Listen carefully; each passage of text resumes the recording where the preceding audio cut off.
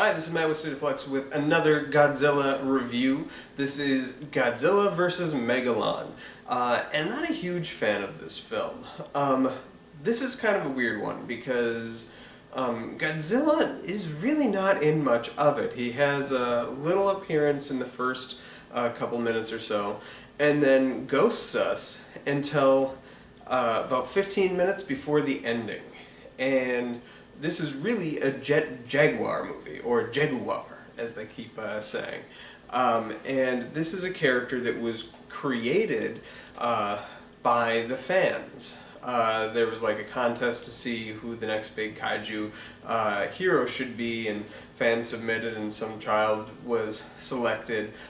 Funny note, that child ended up being very displeased because they made the face of this Jaguar look way too derpy, and the kid was apparently having crying fits upon seeing what they did to his beloved monster. But Jaguar is a robot that was manufactured to be like this cool, state-of-the-art robot that these two characters had created. And then when the threat of this mole-like insectoid Megalon comes, Jaguar rises to the challenge, growing considerably to battle this monster. There's no explanation truly given to why it grows. They do the Rise of Skywalker logic where they're like, apparently it has decided to grow, and then for some reason, once its mission was accomplished, it shrank back down. That's pretty much the extent of why things happen in this movie. There's not that much creativity put into the writing.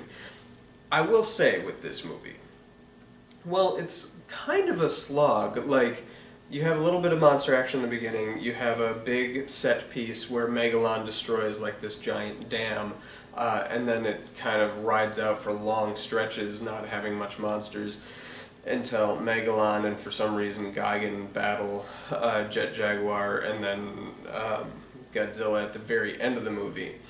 The human stuff started off pretty well. You have these two characters and this kid who are developing this Jaguar character, and do so. Then Megalon comes in with a pretty neat set-piece monster battle, and then it just kind of goes cold for like 40 minutes before like the final battles and confrontations kind of commence. And in that stuff, the human storyline just kind of fizzles out, doesn't really have a ton of content there. The thing I did like is there's a couple car chase scenes, and those are photographed insanely well. It reminded me of some of the car chase sequences you got in Miyazaki's take on Lupin the Third, and just done in live action and whatnot. Photographed insanely well. I really enjoyed that aspect of it. So when action is happening on screen in this film, it works pretty well. But of the kid as protagonist Godzilla movies, this one it's certainly better than Godzilla's Revenge, but it's certainly nowhere near as good as Godzilla vs. Hedorah, or Godzilla vs. the Smog Monster, as I call it. Or grew up knowing it.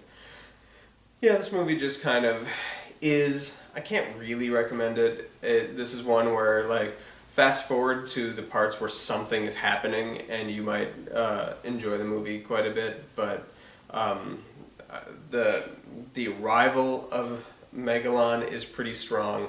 The introduction of Godzilla in the beginning is pretty cool. And then when he shows up at the end, it's kind of neat again. There's an awful lot of reused stock footage from like Destroy All Monsters and things like that, just cut into the film. And Godzilla vs. Gigan.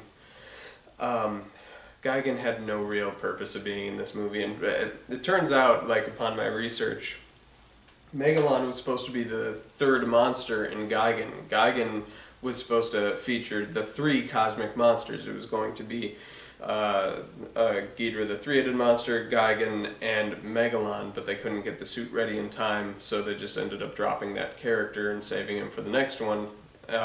He was going to be the villain of his own movie, and then that's when they created this contest for Jaguar, and then decided to use Godzilla as the framework for it. Always designed to be a Godzilla movie, but for a Godzilla movie, he's hardly in it. His impact is not felt. Certainly not as much as this knockoff Ultraman. But yeah, it's okay.